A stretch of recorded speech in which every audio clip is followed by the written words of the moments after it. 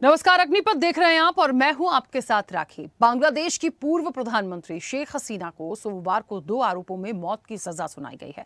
उन्हें ढाका की international crimes tribunal ने हत्या के लिए उकसाने और हत्या का आदेश देने का दोषी माना है। ट्रिब्यूनल ने उन्हें जुलाई 2024 के छात्र आंदोलन के दौरान हुई हत्याओं का मास्टरमाइंड कहा। ट्रिब्यूनल ने दूसरे आरोपी पूर्व गृह मंत्री असदुज्मान खान को भी 12 लोगों की हत्या का दोषी माना है और फांसी की सजा सुनाई है।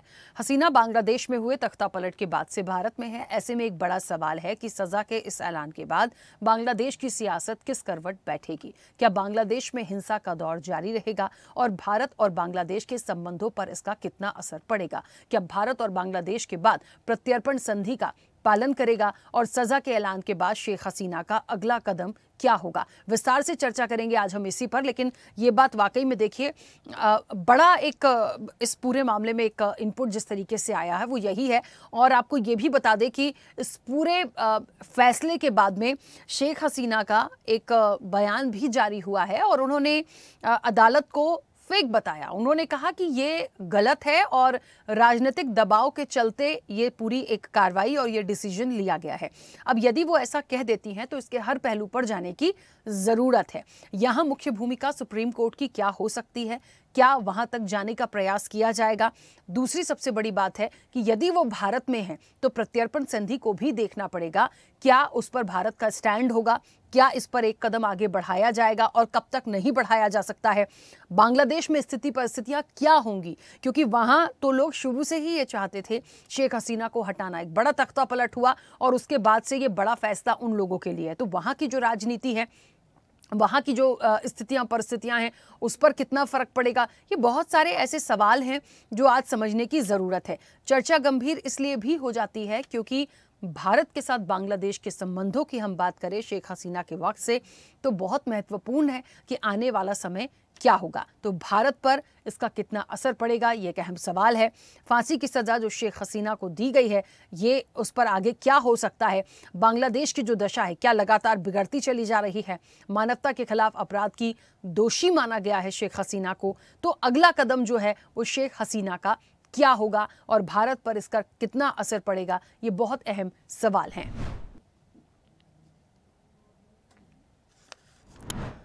तो मानवता के खिलाफ अपराध की दोषी माना गया है शेख हसीना को और बांग्लादेश में जिस तरीके से तख्ता पलट हुआ, जो स्थितियां परिस्थितियां आई, वो किसी से छिपी नहीं थी। एक लंबे विद्रोह के बाद क्योंकि भारत में उन्होंने शरण ली शेख हसीना ने, कई सारे सवाल तब भी उठे कि भारत को उनको नहीं रखना चाहिए। यहाँ पर अब क्या हो सकता है? क्या शेख हसीना प्रत्यर्पण करेंगी? क्या भारत उनको आगे बढ़ाएगा, भेजेगा?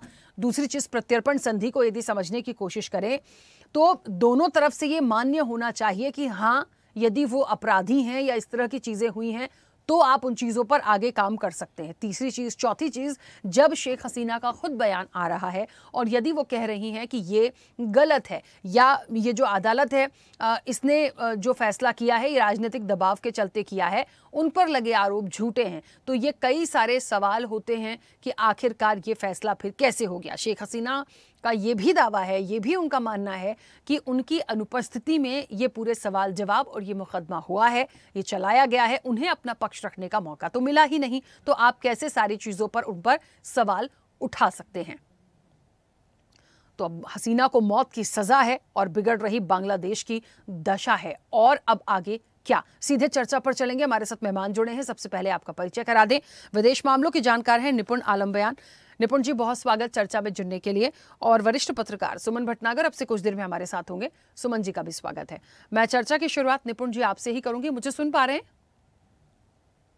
जी जी राकेश जी। निपुण जी, इस पूरे मामले में अब आगे क्या हो सकता है? देखिए, सारी चीजों को देखें, कैसे तख्ता पलट हुआ, फिर क्या हुआ, शेख हसीना भारत में है, उस वक्त आई तब भी सवाल उठे थे कि उनको भारत को उनको नहीं शरण देनी चाहिए, तमाम बातें हुई हैं। लेकिन इन सब चीज़ों के बाद में शेख हसीना का जो अब से कुछ देर पहले मैंने अपडेट देखा वो यही था कि उनके जो बयान आ रहे हैं वो इस तरीके से आ रहे हैं कि जो अदालत है वो राजनीतिक दबाव में फैसला लिया है, उन्हें अपना पक्ष रखने का मौका नहीं दिया गया और ये सारी चीज़ें जो हैं गलत हैं। लेकिन अब आगे क्या? भारत का स्टैंड क्या होगा? भारत पर इसका कितना असर? देखिए राकेश जी, पहले तो मैं इस जो जजमेंट आया है इसका थोड़ा सा विवेचना कर दूं। और जो अभी शेख हसीना जी ने स्टेटमेंट दिया, मैं उसकी विवेचना कर दूं। देखिए, पहले तो बात क्या है कि जो ये आईसीटी इन्होंने बनाया है, ये कोई इंटरनेशनल कोर्ट नहीं है। ये जो कोर्ट है खुद बांग्लादेश के द्वारा बनाया गया और भ्रमित करने के लिए इसका नाम ये रखा गया, ताकि थोड़ा दिखाई दे बांग्लादेश की जनता को कि ये इंटरनेशनल है, जबकि इसका इंटरनेशनल कोई मतलब नहीं है। ये बांग्लादेश के अंदर ही बनाया गया, अभी 9 महीने पहले का कोर्ट है। तो पहले तो बात ये। दूसरी बात, ये किस गवर्नमेंट के द्वारा बनाया गया? क्या वो गवर्नमेंट लेजिटिमेट है? नहीं। यूनुस गवर्नमेंट एक लेजिटिमेट गवर्नमेंट नहीं है। लेजिटिमेसी मिलती है दो तरीके से, या तो कॉन्स्टिट्यूशन से आप आए हो, और या फिर आप जनता के द्वारा चुनकर आए हो। दोनों ही तरीके से आप नहीं आए हैं। तो आपने पावर के माध्यम से, यानी शक्ति के माध्यम से ऑथोरिटी तो ले ली, लेकिन उसकी जो लेजिटिमेसी है वो आपके पास में नहीं है। तो पहले तो दो बातें ये। और शेख हसीना ने कहना बिल्कुल सही बात है। हमारा इंडियन कॉन्स्टिट्यूशन ये कहता है, आर्टिकल 21 के अंदर अगर आप देखेंगे, एक नेचुरल जस्टिस की थ्योरी होती है। नेचुरल जस्टिस का मतलब ये होता है कि जैसे मान लीजिए मेरे ऊपर किसी ने केस किया, तो केस करने के बाद मुझे अपनी बात रखने का तो मौका मिलना चाहिए ना भाई। आपने आरोप लगाया और वो आरोप सही है गलत है, ये तो मेरा भी तो पक्ष जाने के बाद ही आप तय करेंगे ना कि सही है गलत है। ये तो बात ये है कि कोर्ट भी आपका है, आपके वकील भी आपके हैं, और आपने मुजरिम बनाया, मेरा पक्ष जाना नहीं। तो शेख हसीना जी का जो कहना है वो इंटरनेशनल, अगर हम लॉ की बात भी करते हैं तो इंटरनेशनल लॉ के अकॉर्डिंग में आप देखें तो इससे against of the natural justice. पहले तो बात ये। अब ये मामला क्या है कि आपने कहा भारत पर क्या इम्पैक्ट पड़ेगा। निश्चित रूप से भारत और बांग्लादेश के बीच में हम जानते हैं एक्सट्राडिशन ट्रीटी है, लेकिन एक्सट्राडिशन ट्रीटी की जो सेक्शन 2 है वो ये कहता है कि अगर किसी भी पॉलिटिकली एस्लम की बात होगी या पॉलिटिकली एक्सट्राडिशन की बात होगी, तो उस कंडीशन में दोनों देश विचार कर सकते हैं कि क्या ये कोई पूर्वाग्रह या जानबूझकर कोई योजना के तहत ये एक्सट्राडिशन करने की बात हो रही है। तो ये बात तो भारत ने पहले निकाल दी थी कि हम एक्सट्राडाइट नहीं करेंगे। यहाँ पर मुझे लगता है कि भारत सरकार को एक स्टैंड और लेना चाहिए। इसको इंटरनेशनल जो हमारा कोर्ट होता है वहां भी इस मुद्दे को लेके जाना चाहिए कि is the against of the natural justice. ये नेचुरल जस्टिस की थ्योरी के अगेंस्ट है। जो शेख हसीना जी ने कहा है वो मैं मानता हूँ इंटरनेशनल नॉर्म्स के अकॉर्डिंग कहा है, तो वहां पर बात जानी चाहिए। एक बात ये आ रही है कि भारत सरकार पर दबाव बनेगा। बिल्कुल बांग्लादेश की सरकार दबाव बनाने का प्रयास करेगी कि उनका एक्स्ट्राडाइट कीजिए, लेकिन मुझे नहीं लगता कि भारत सरकार किसी भी कीमत पर शेख हसीना जी को एक्स्ट्राडाइट करने वाली है। उसका कारण ये है कि हम जानते हैं राखी जी, पूरा साउथ एशिया की अगर हम बात करते हैं तो बहुत ही कम मुल्क है, बहुत ही कम गवर्नमेंट होती है जो भारत के साथ ओपनली एकदम स्टैंड लेती हैं। शेख हसीना जी का जो दौर था वो एकदम प्रो इंडिया कह सकते हैं, या मैं ये कह सकता हूं कि प्रो बांग्लादेशी और साथ में भारत के साथ में मिलकर काम करने का था। अगर आज हम शेख हसीना जी को वापस भेज देते हैं तो मुझे ये बताइए, कल को कोई और नेबर कंट्री की कोई गवर्नमेंट क्या वो भारत के साथ खड़ी हो पाएगी ओपन? लेकिन नहीं, मैं आपके साथ खड़ी हूं। तो मुझे लगता है कि इसका सीधा सीधा जो इम्पैक्ट होगा वो हमारी फॉरेन पॉलिसी पर होगा। तो मुझे नहीं लगता कि भारत सरकार किसी भी कीमत पर शेख हसीना जी को एक्स्ट्राडाइट करने वाली है। लेकिन एक इंटरेस्टिंग बात यह है कि मुझे लगता है कि भारत सरकार को उससे आगे बढ़ना चाहिए और इंटरनेशनल कोर्ट में मामला जाना चाहिए। बिल्कुल ठीक बात है, क्योंकि बिल्कुल सही बात है। सुमन जी जुड़े हमारे साथ। सुमन जी मुझे सुन पा रहे हैं?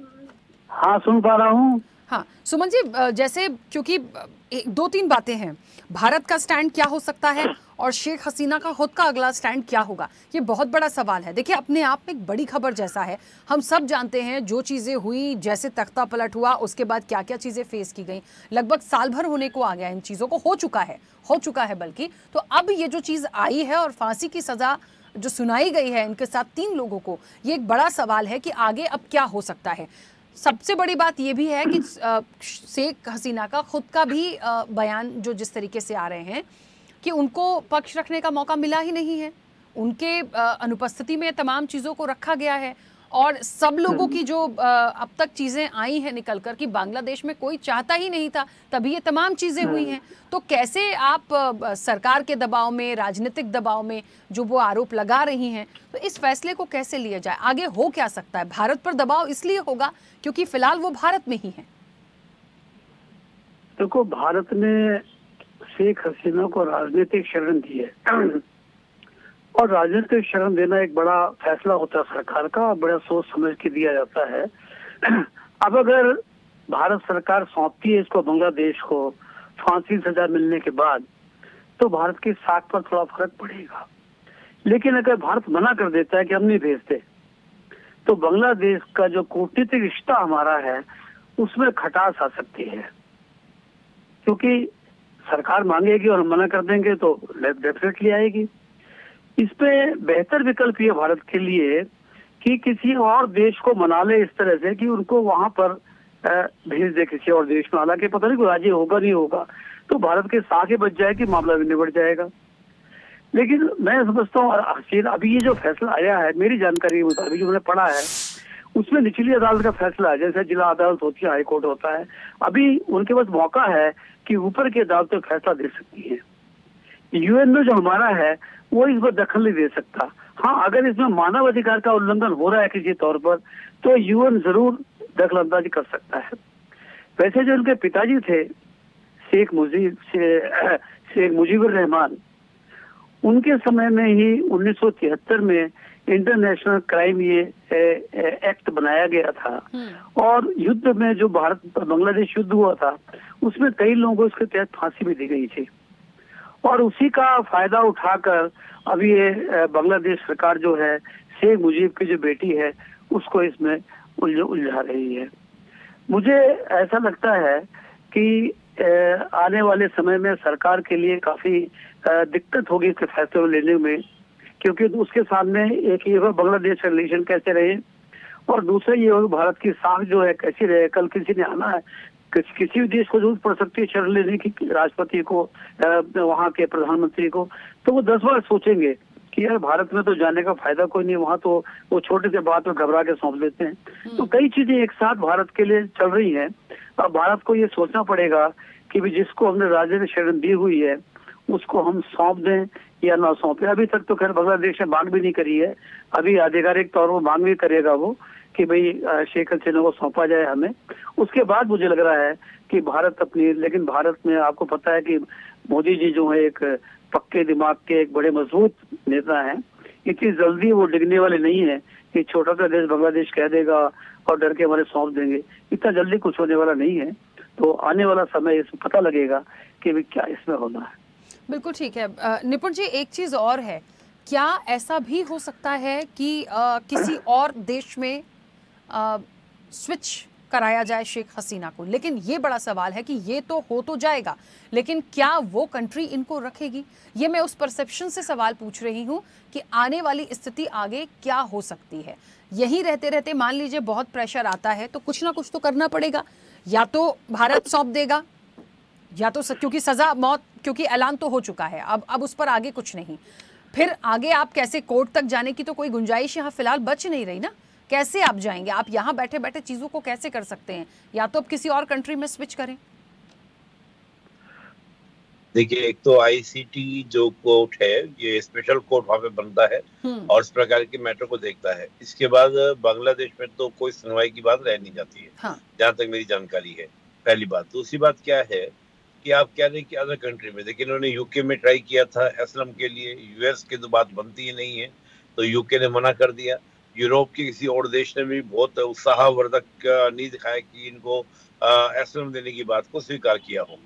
तो मुझे लगता है कि अभी तो कहीं ना कहीं भारत में दबाव की बात, देखिए जो ये मैटर है पूरा का पूरा, ये बांग्लादेश की इंटरनल पॉलिटिक्स की बजाय इसको थोड़ा सा आप देखेंगे तो ये जियो पॉलिटिक्स का एक गेम की तरह से है। यानी कि शेख हसीना गवर्नमेंट को हटाना, भारत को पटकनी देना, उस तरीके से आप इसको देखिए, ना कि ये जो मैटर है केवल शेख हसीना की गलती क्या थी। शेख हसीना की गलती यही तो थी कि वो बांग्लादेश की तरक्की कर रही थी और भारत के साथ मिलकर चल रही थी। चीन को उन्होंने नकार दिया था, अमेरिका को नकार दिया था। ये मिस्टेक की उनको सजा भुगतनी पड़ रही है। तो इसमें भी जो सुमन जी कह भी रहे थे, जो मैंने आपको पहले भी कहा था, यहाँ पर किसी भी तरीके से भारत का शेख हसीना जी का साथ छोड़ना, ये कहीं ना कहीं क्या होगा, भारत की इमेज भी खराब होगी और भारत के लिए स्टैंड किसी का करना नेबर कंट्री में बड़ा मुश्किल हो जाएगा। तो मैं तो ये कहूंगा कि किसी भी एनी हाउ, हाँ ये जरूर है कि मुझे जो लग रहा है कि भारत सरकार हो सकता है शेख हसीना जी को ये कहे कि आप इंटरनेशनल कोर्ट ऑफ जस्टिस जो है वहां पर आप इसको क्या करें, अप्लाई करें, या फिर आपका जो एक आर्बिट्रेशन कोर्ट है वहां पर इसको ट्राई करें, एक बार अपील करें कि भाई इस प्रकार से कैसे अगर नेचुरल, क्योंकि ये बहुत बड़ा ग्राउंड है जो आज शेख हसीना जी ने कमेंट भी किया है कि आपने नेचुरल जस्टिस की थ्योरी को फॉलो ही नहीं किया। भाई उनका तो पक्ष जाने। और देखिए जिस प्रकार के आरोप, अभी तो मैं 400 पेज का वो पूरा जो डिसीजन है, 400 पेज के करीब का डिसीजन है, तो पूरा तो हम देख भी नहीं पाए, लेकिन जिस प्रकार का मैं उसका ब्रीफ देख रहा था, उसमें जो बातें लिखी गई कि हेलीकॉप्टर से गोली चलवाई गई है, ये सब किया गया है। मैं ये पूछता हूँ राखी जी, पहले तो बात हेलीकॉप्टर से ऐसा कुछ हुआ नहीं है, क्योंकि ये बातें शेख हसीना ने बोला भी है। लेकिन मान लेते हैं कि अगर बल का प्रयोग किसी भी तरह के प्रोटेस्ट को कंट्रोल करने के लिए, जो वायलेंस कर रहा हो, रोकने के लिए किया गया, तो आप देखिए कि हमारे भी देश का कानून है, किसी भी देश का कानून है, अगर आपका लॉ एंड ऑर्डर बिगड़ता है तो कई बार प्रशासन को सख्ती भी करनी पड़ती है, उस पर क्या कंट्रोल भी करना पड़ता है। क्या वो रूल ऑफ लॉ का पालन नहीं किया गया? क्या रूल ऑफ लॉ का पालन शेख हसीना ने किया? और सख्ती कई बार जरूरत पड़ जाती है। हमारे यहाँ भाई बहुत सारे प्रोटेस्ट हुए हैं जहाँ पर लाठी चार्ज भी हो जाता है, कई बार उससे भी खतरनाक स्थिति, रबड़ की बुलेट भी चली है। तो अगर वो आपका एक पूरी लॉ की जो प्रोसेसिंग है उसको फॉलो करते हुए होती है तो फिर तो ठीक है, और अगर ऐसा नहीं है तो यानी कि उस समय का जो तत्कालीन लॉ था उसको फाड़ के फेंक देते फिर बांग्लादेश में। तो मुझे लगता है कि लॉ के अगर ग्राउंड्स पे बात करेंगे तो शेख हसीना जी की जो अपना पक्ष है वो काफी स्ट्रॉन्ग है। और देखिए सिंपल सी बात है राखी, मैं फिर एक बात बोल रहा हूँ, किसी के ऊपर केस चल रहा है, उससे अपना पक्ष रखने का अवसर नहीं देंगे, मौका नहीं देंगे। मतलब ये बात हजम हो रही है?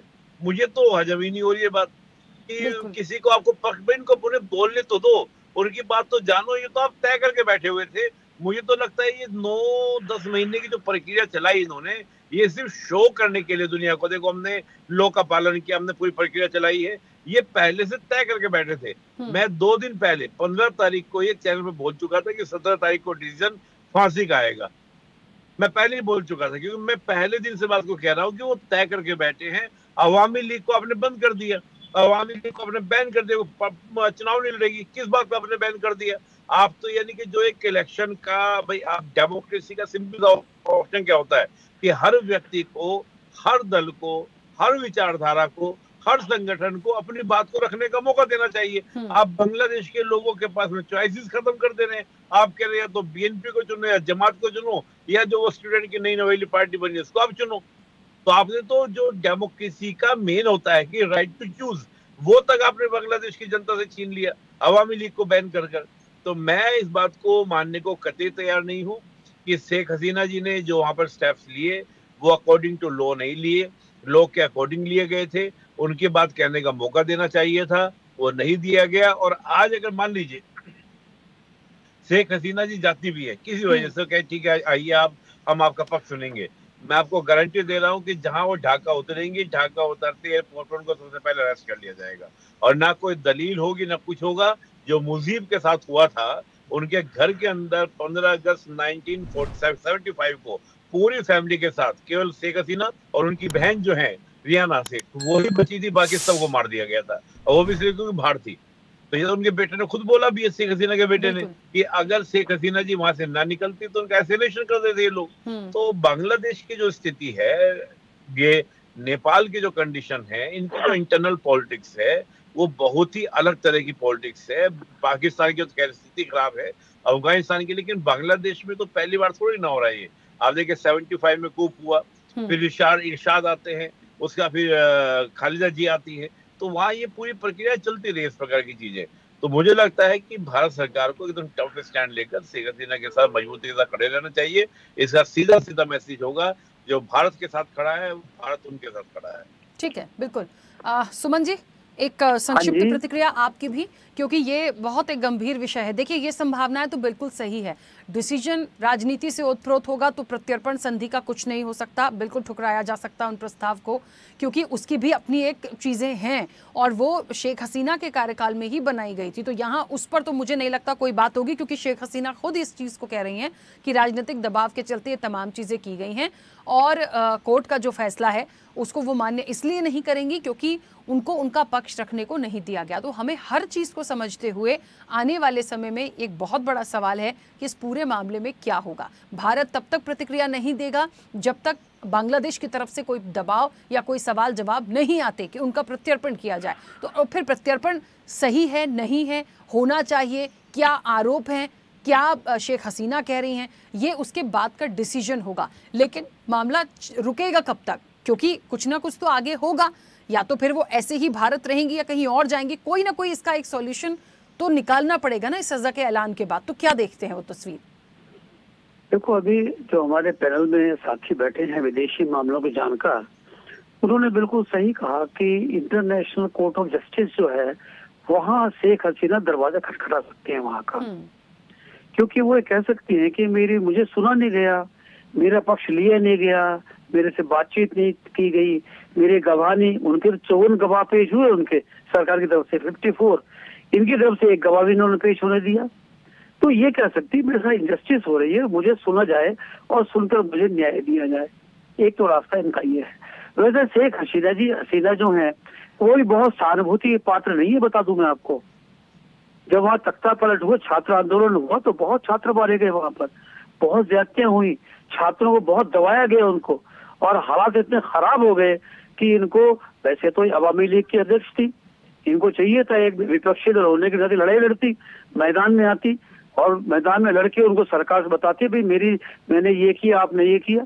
वो तो मैदान छोड़ भाग गई वहां से, और भाग कर यहाँ आ गई भारत में। उनके सारे पॉलिटिकल लोग और सारे लोग उनके साथी सब बेचारे बांग्लादेश में फंस गए, सबको छोड़कर आ गए यहाँ पे। तो ये इस मामले में कोई बहुत सहानुभूति के पात्र नहीं है वो, लेकिन इतना जरूर है कि उनको सुना जाना चाहिए। अगर किसी को आप सजा दे रहे हो तो जिसको सजा दी जा रही है उसको न्याय तो मिलना चाहिए ना, उसकी बात तो सुननी चाहिए थी। और ये बिल्कुल ठीक कहा हमारे अभी साथ पैनल के साथी ने कि उनको इंटरनेशनल कोर्ट ऑफ जस्टिस जाना चाहिए और वहाँ मामला खटखटाना चाहिए वहाँ पर, क्योंकि भारत को लिए मुश्किल ये है कि भारत कितना दबाव झेलेगा। अरे बांग्लादेश का दबाव के बहुत ज्यादा नहीं है, इतना नहीं है कि भारत उसके दबाव में आ जाएगा। बांग्लादेश छोटा सा कंट्री है और हमला क्या बहुत कुछ लेना देना भी उससे नहीं है। तो भारत के प्रधानमंत्री हमारा जो विदेश सारा मामला देखते हैं वो इतनी जल्दी दबाव में आने वाले नहीं है, और इतनी जल्दी ये नहीं कहेंगे शेख हसीना को भाई आप बांग्लादेश चले जाओ। लेकिन फिर भी आपको देर सवेर इसका रास्ता तो कोई निकालना पड़ेगा। कब तक आप रोक के रखोगे उसको? तो इसके लिए मैं समझता हूँ कि शेख हसीना का फर्ज बनता है कि वो इंटरनेशनल कोर्ट में जाएं और वो आपकी बात रखें। बिल्कुल सही है, क्योंकि एक अगला कदम तो उनको उठाना ही होगा, तभी इस मामले में सारी चीजें हो सकती हैं। नहीं, वही उठाएंगे ना, हमने थोड़ी उठाना है, वो उठाएगी। बिल्कुल उनका ही अगला कदम जो है बहुत महत्वपूर्ण होगा। फिलहाल तो उनके बयान जारी हो रहे हैं और वो कह रही हैं कि वो आरोप उन पर जो लगाए गए हैं, जो तय किए गए हैं, जो बातें कही गई हैं, वो बिल्कुल गलत हैं। तो इन सारी चीज़ों को भी फोकस में रखते हुए आगे क्या होगा ये वाकई देखने वाली चीज़ होगी। खैर, समय भी हो गया। आप दोनों मेहमानों का बहुत शुक्रिया इस चर्चा में जुड़ने के लिए। तो भारत पर कितना असर पड़ेगा? देखिए, असर संबंधों पर पड़ेगा, लेकिन तब पड़ेगा जब बांग्लादेश भारत पर कोई एक दबाव बनाने की कोशिश करता है, क्योंकि जो शेख हसीना है वो फिलहाल भारत में हैं। सवाल तब भी उठाए गए थे जब तख्ता पलट हुआ था, जब पूरा हंगामा हुआ था, उसके बाद वो भारत आ गई थी। तो आने वाले समय में जब भारत से पूछा जाएगा, जब प्रत्यर्पण संधि की बात की जाएगी, तो ये देखना पड़ेगा। लेकिन यदि राजनीतिक दबाव का आरोप लगा रही हैं शेख हसीना या ऐसे कोई इनपुट आते हैं तो प्रत्यर्पण वहां पर भारत नहीं करेगा। अब अगला क्या स्टैंड होगा, लेकिन पहला कदम अब शेख हसीना का होगा जो बहुत अहम होगा। चर्चा में इतना ही। बने रहिए स्वदेश न्यूज के साथ। सबसे पहले देश।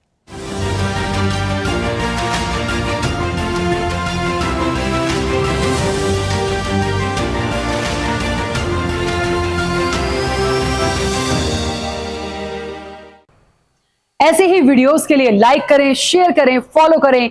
YouTube पर जाकर सब्सक्राइब कर बेल आइकन दबाना ना भूलें और ताजा अपडेट्स के लिए swedeshlive.com पर जरूर जाएं।